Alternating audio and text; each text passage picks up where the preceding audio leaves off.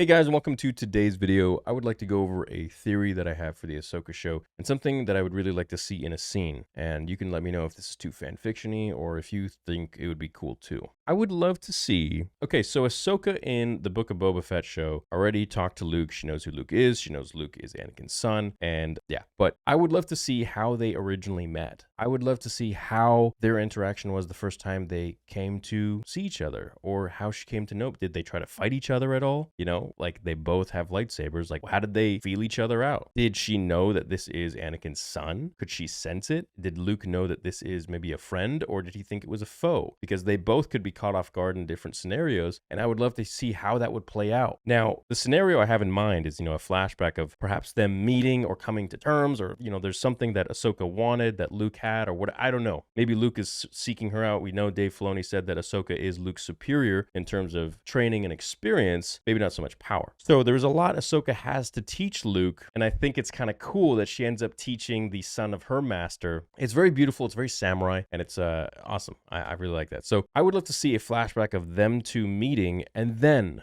her finding out that this is Anakin's son, her reaction to that, which would be very, very emotional on screen to a lot of us. But then also understanding that Anakin was redeemed in the end, and maybe going to like a bit of a repurposing or re-scene of Return of the Jedi. Maybe even just a flashback of it, in a different way. Luke's memories as he drifts off into the distance talking about it. And we get to see maybe a different angle of things, or perhaps his perception of things, or, like a what if. He thought like, I thought about saving my father. I thought it could be done, blah, blah, blah. Taking him back to whatever, taking him to some medical chamber or something. But he wanted to go off into the Force and learn this. And she's like, he was redeemed, and I've been talking to him ever since. And she's like, what? And her eyes just open up. You can talk to him still? And like, to her, this whole idea is just like expanding her knowledge of the Force, because there aren't too many people that have really talked to other Force users as Force ghosts, except to Luke, right? There's some confusing instances like Dooku Jedi Lost, where Asajj Ventress was like talking to her old master, which was kind of confusing, but I was like, is he here? Is he a ghost? I thought it was only Qui-Gon that learned how to do this, but there are some instances like that which are a little bit confusing. But hey, screw the books, whatever. No one cares. Dave Filoni clearly doesn't care about the books or comics. He retcons everything there. So I believe that would be probably the most touching and emotional scene. And Luke is like, do you want to see him? I mean, this would be like, like if Dave does this, man, I would just like lose my mind. Okay. This would be like just a really emotional moment. And I think a lot of us would really connect with that and connect with the scene. I don't know how they would do this, considering, she already met Luke, as we saw in the Book of Boba Fett. And she already knew about him in season 2 of Mando, because she told Grogu and Din to go to Tython, to go to the Seeing Stone, and to meditate and to call upon a Jedi. And she had like a smirk on her face. So I feel like she knew Luke was going to come. So anyways, that's something I would be really interested in seeing. I think that's something that a lot of fans really want to see. And I don't think it's a fan fiction-y thing to do. I don't think it's fan service. I get often annoyed with fan service stuff. And I hope you guys don't mind these talking videos, or, these talking podcasts if you're listening on the Star Wars Theory podcast on Spotify. But I really sometimes get annoyed at this whole fan service-y outtake that people have, or outrage, because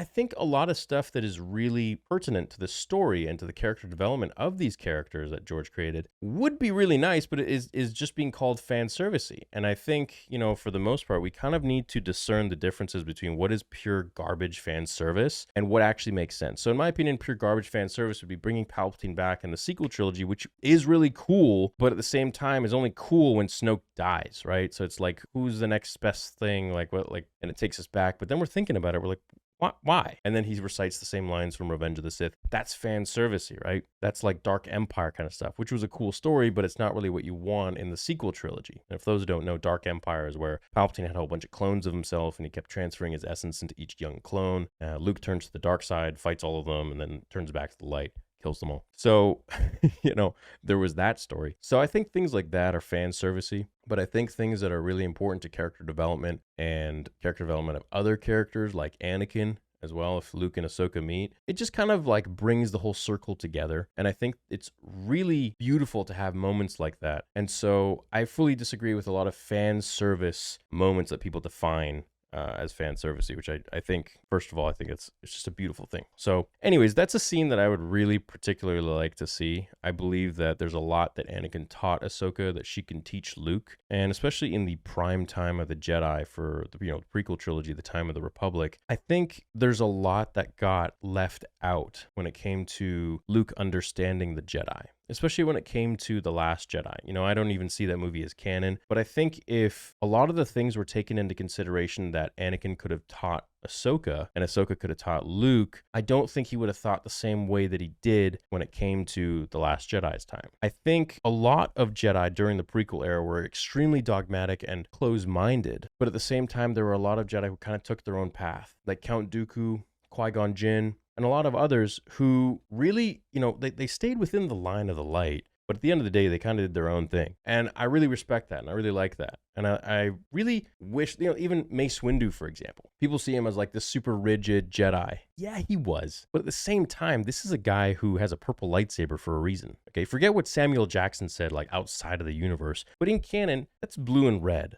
Okay, this guy is using a variant of the 7th form of lightsaber fighting styles to combat the darkness within himself, called the Pod. I mean, these are all different Jedi who have their own ideologies about what the Force is, and they're all kind of coming together under the same one common like rule or common house or roof to kind of understand what the Jedi are supposed to be. And in the end, they get all like swept up with politics and, you know, voting in this demon, this literal Palpatine, and they can't do anything about it. So I think Ahsoka telling Luke of all the differences of a lot of the Jedi and a lot of the different ideologies that many of them had, I think would have been really helpful and conducive to his overall outlook of the Jedi in general. And not thinking that they're also dogmatic and this and that. Many were, but also there were many who weren't. Count Dooku would have been an amazing master, I feel like. And I really always wondered, you know, what would have happened if Count Dooku was still alive? Would he have been able to really maybe take Anakin under his wing? You know, what if he was never turned to the dark side, but maybe swayed away from the Jedi a little bit, but never went under Palpatine's wing?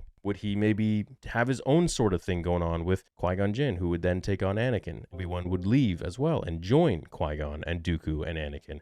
And then they'd kind of create their own sort of variant of the Jedi Order. I mean, I could see that happening. Obi-Wan was going to leave anyways. I'm getting pretty off the rails here, but this is my thoughts. These are my thoughts on the scene that I would love to see happen in the Ahsoka show with Luke and Ahsoka. A flashback would be really nice with Luke and Ahsoka talking about Anakin and about the Jedi in general. I think we could get a ton of really cool lore and really cool canon information from Dave, which in my mind is the closest thing that we'll ever get to George Lucas. I am sure that Dave Lucas, might as well call him that Dave Filoni talked to George a lot over the phone about the different things that he wants to do with the Ahsoka show, because there are a lot of main characters in there that he's going to be playing with, and you know, it's really up to George to decide if that's okay or not. So this is one of the reasons why I have a lot of hopes for the show. Anyways, let me know what you guys think about it. Love you all. Only a few more days left.